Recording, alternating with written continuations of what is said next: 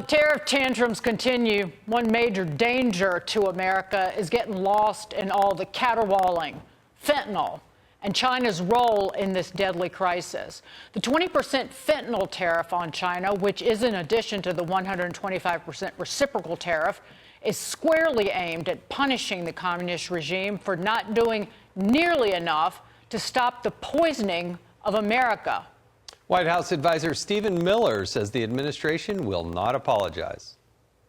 Not to mention the fentanyl, you have cartels that have functional control over the entire northern territory in Mexico who are pumping fentanyl, lacing our drugs with this chemical. Children are ending up dead. They're going out to a weekend party. They think they're taking something safe and they get a heart attack and they die by the thousands. So we're not going to apologize for doing something about that. Joining us now, author of BloodMoney, Why the Powerful Turn a Blind Eye While China Kills Americans. Peter Schweizer from the Government Accountability Institute, of which I'm associated, is joining us. Peter, you've written about this. You cite this DEA report that is out there that you got your hands on. Tell us what's really happening, because a lot of it is never discussed. What is this so-called fentanyl tariff, and why is the president doing it?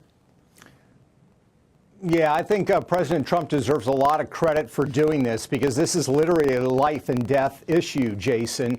Fentanyl poisoning is now the leading cause of death in the United States for people under the age of 45.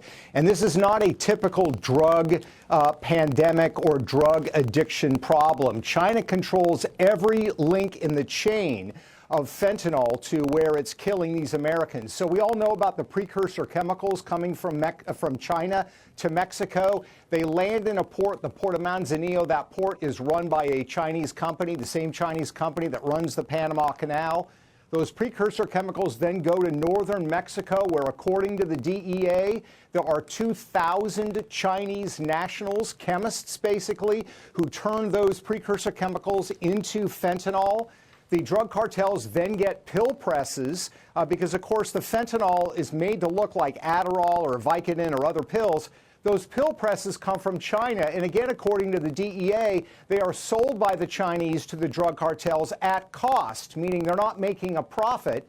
And then, of course, the money laundering, the Mexican drug cartels that make all this money spreading this poison in the United States, they are now laundering their money in Chinese state-owned banks. So the Chinese are the senior partners here. The Mexican drug cartels are the junior partners. And Trump is quite right to make this front and center as far as tariffs are concerned and punishing China. Peter, how would or is this 20% tariff on China working to curb this deadly behavior and the fentanyl poisoning of Americans? Yeah, no, great question, Dig. I mean, here's the challenge, right? China is using something they call disintegration warfare, which is they're basically at war with the United States, but not in a kinetic shooting war. So what do you do if it's not a kinetic shooting war? You have to think of ways to punish them or to associate a cost with their bad behavior, and tariffs are a great way to do that.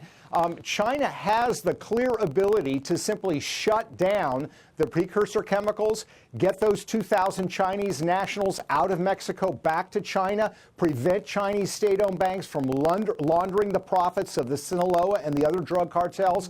They can do it. They just choose not to do it because in their mind, this is kind of revenge for the opium wars of the 19th century. So tariffs are a good way to say, you know what, this is going to cost you billions of dollars, and until it stops, we are going to keep this tariff in place. I think it's one of the few tools we actually have to use against China, given that they're adopting this strategy. We only have 30 seconds here, Peter, but tell us the relationship between the Sinaloa cartel and the president of Mexico, because there's some political crossover here, isn't there?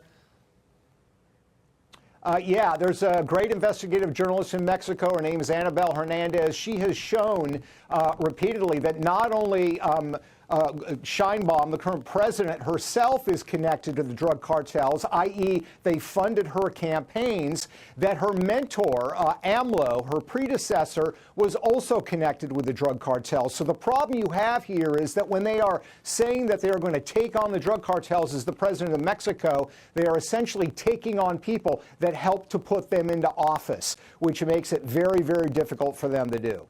Great. Peter Schweizer, thank you for being here. We will talk again soon, I hope. Coming up,